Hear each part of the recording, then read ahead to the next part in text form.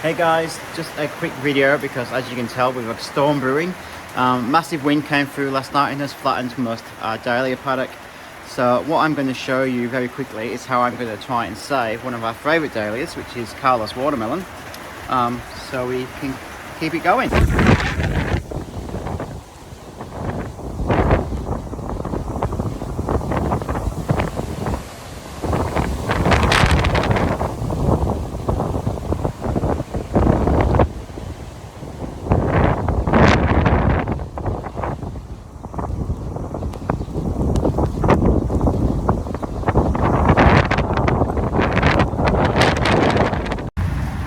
So I've got myself a pot ready with half filled with soil, and first of all what I'm going to do is go through and take off anything I could potentially get a cutting off. So like you've seen my cutting videos before, I'm looking for shoots, new fresh shoots without any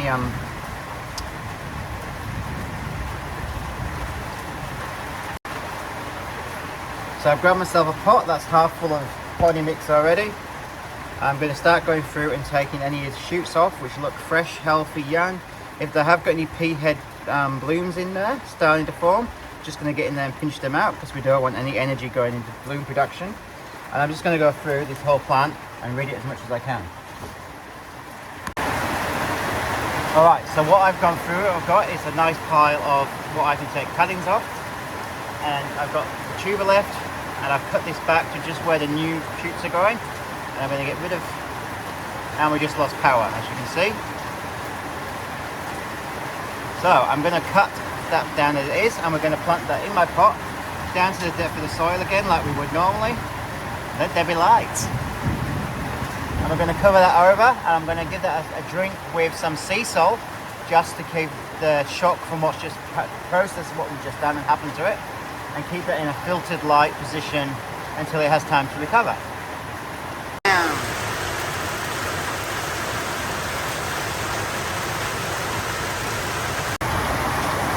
Alright, so I'm going to try and yell at you all because you can hear, but because I've got to work quickly because I don't want these cuttings wilting too much. But like we've done before, we've got a growing tip here, we've got a node here. We're going to cut back just on that node, straight through, nice clean cut, scalpel. We're going to peel back that leaf and that leaf to leave us like a little heel. Need to make sure you got the two little side shoots because they are the eyes of next year. So they give that a good dip in our rooting hormone. We use Clone X. Now your rooting mix, we use these because we're doing it commercially, but anything which is free draining, like that's really wet, so I'm going to squeeze that. So it's wet like a sponge. Put that little baby in there. There's one. And we'll keep going.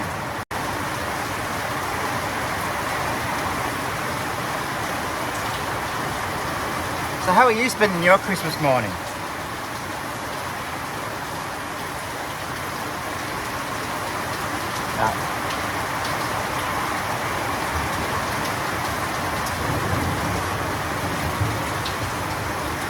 See in there we have the flower little buds again, so we're just going to go in there, pinch them out. There's actually two in this one. Like some of this older wood it may not root properly, but end of the day, if you've only got one of a plant, like I'm doing this more because it's one of my favourite plants and I know there's a lot of demand for it still. And I've got about 10 of them in the paddock already. So if you bought this for the first time this year, any other dahlia, like you want to do everything you can to save it. Bit of light in there. Obviously you're going to get that tuber was really well intact from the storm, so I'm very positive that's going to reshoot and grow anyway, but to cover all bases, shall we say, I'm just going to run through and get a few of these cuttings in too. And as you can see, once you get them going, it doesn't take long at all. That might be a bit too short, but we'll give it a go. Leave some in that thing. It's going to need a bit of work. It may root, may not. I think if we can get enough surface area and keep the humidity right for it, we're in for a chance.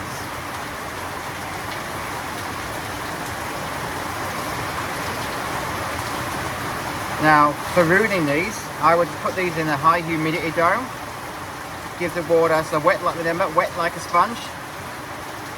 Close your humidity lid with the slidey vents closed. We're going to leave it like that for at least 4 days. On the 4th day, we're going to start opening those vents and we're going to check that soil condition. We want to make sure it's sitting around 20-25 degrees, no more, because then we'll start to cook them and they'll start to wilt and dampen off anyway. If they're too wet, they'll dampen off too. So it's a bit of a fine line trying to find that right level of balance, which is number one why we want that really free draining medium, so that they're not getting waterlogged in any way. You've got to think that what the plant cuttings need at this point is high humidity, so they don't lose the transference of water from their leaves, so they wilt.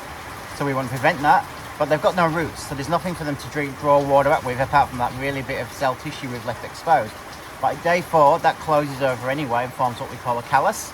And then from day 4 to 10, that's when the roots will start to form, and hopefully by 2 weeks we'll be ready to potting up and we'll have new baby plants. So it's keeping that humidity high for the first 4 days and then slowly backing off, but keeping a check on how they're going. So if you get things right, you may not need to water them in a humidity dome ever again. But if you are going to water them and they're looking a bit dry, use a misting gun rather than wetting them. And like I said, we use commercially, so ours is set up so it does it automatically, and we use these little plugs. They actually sit above soil level in a way, so they can drain if they need to, and they get misted from above. Like at the moment, the new cuttings I'm putting in today are going to get misted 5 seconds for 10 minutes. 5 seconds every half an hour, sorry, for the next 4 days, and then we'll back down from there. But because they're in an open environment, there's no real humidity being kept in, they need that higher level of moisture too. We've got a bit of trial and error, but dahlias are pretty easy to root. So give it a go, and at the end of the day, if you've tried everything and you've lost your plant at the end, well, at least you know you've tried everything. But I will be surprised if we've got 1, 2, 3, 4, 5, 6. We've just got 14 cuttings off that plant, plus we've replanted the tuber. So I'm hopeful that if you went and did that, you'd save the plant for yourself. So good luck, Merry Christmas, and hopefully you weathered the storm a lot better than some people may have done. We've been very lucky overall, so we can't complain. Alright, ciao. So here's our plant we just potted up, and you can see it's got the shoots out above the ground, the tube is just below the ground. We probably could have planted it slightly deeper, but obviously I was rushing, but I think that will form as a good plant. It'll probably have to remain in this pot now for the rest of the season, but I'd rather that than lose a variety. And very quickly, here is all of our cuttings we're still taking. We're in, like, obviously Christmas Day here. So here's some cuttings we took before, and we just put them in these little jiffy pots, so you can put them in there. Seed raising mix. Instead they're like damp like a sponge, but you can see as they're pushed, there's no water pooling, just what we want. They're looking happy and healthy. So I would, if you were doing this at home, put your cuttings in something like this, spaced evenly so you can divide them afterwards, and a plastic container even over the top is what we're going to do for the first couple of days. You can lift that off once a day just to refresh the air in there, but make sure we're keeping that on as much as we can. Indirect sunlight, 20-25 degrees tops. And you can see we're still taking cuttings, all of our tubers are still pumping up. They have slowed down a bit recently with the hotter weather, but we're still on track for making lots of stock for you this year. And a larkspur, a random larkspur decided it wanted to move in here.